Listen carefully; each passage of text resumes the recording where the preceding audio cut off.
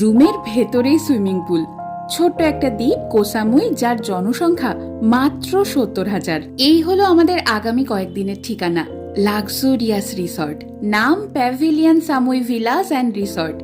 রিসর্টে ঢুকেই চারপাশটা ঘুরে দেখতে ব্যস্ত। রুমটা এখনো দেখাই হয়নি। তার ওপর ঠিক সামনেই ওই নীলচে সবুজ রং, সমুদ্রের হাতছানি। কি করব, এসব কি আর পাশ কাটিয়ে যাওয়া যায়? একে আমি নাম দিয়েছিলাম স্বর্গের সিঁড়ি।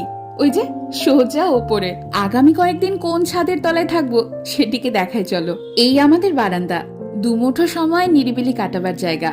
আর এই আমাদের ঘর। কোনো নতুন জায়গা বেড়াতে এলেই নতুন ঘরের যে একটা নতুন নতুন গন্ধ হয়, তা বড্ড মন কাড়ে।